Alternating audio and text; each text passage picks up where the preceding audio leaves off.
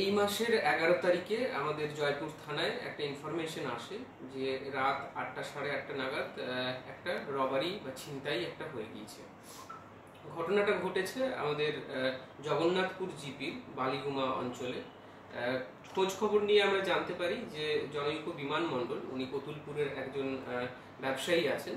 তো তিনি পিয়ারডোবা গিয়েছিলেন তার ব্যবসার কাজে এবং সেখান থেকে তিনি কিছু টাকা নিয়ে ফিরছিলেন। টাকার পরিমাণ ছিল 1,34,000 টাকা। তো সেই টাকা নিয়ে যখন তিনি ফিরছিলেন তখন এই জায়গায় এসে, বালিগুমা জঙ্গলে এসে, তার যে হেল্পার খুব রিসেন্টলি নিযুক্ত হয়েছিল, ওকে খুব রিসেন্টলি নিয়োগ করা হয়েছিল হেল্পারের কাজে। তো সেই হেল্পার এবং তার যে বাকি কয়েকজন সহযোগী ছিল, 4-5 জন মিলে ওনার যে ব্যালেনো গাড়ি, সেই গাড়িটিকে আটকায় এবং তারপর তার কাছ থেকে ওই 1,34,000 টাকা নিয়ে ওখান থেকে পালিয়ে যায়। তো ওই বিমান মণ্ডল যিনি কমপ্লেনেন্ট আছেন, উনি আমাদের কাছে অভিযোগ জমা দেওয়ার পরে আমরা একটা স্পেসিফিক কেস করি।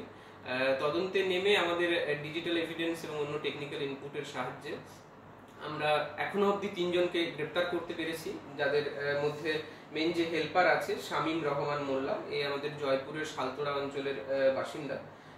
আর তার সাথে আমরা অ্যারেস্ট করেছি ছোট আগারিয়া গড়বেতা থানা আন্ডারে নূর নবী খানকে এবং মুজিবর মোল্লা বলে আরেকজনকে। টোটাল 3 জন এই ঘটনায় এখনো অবধি অ্যারেস্ট হয়েছে। এদের পজিশন থেকে আমরা নিয়ার অ্যাবাউট প্রায় 50,000 মতো ক্যাশ রিকভার করতে পেরেছি। ঘটনায় আরো 3 জনকে অ্যারেস্ট করা বাকি আছে, তাদের গ্রেপ্তারের জন্য আমাদের তদন্ত চলছে।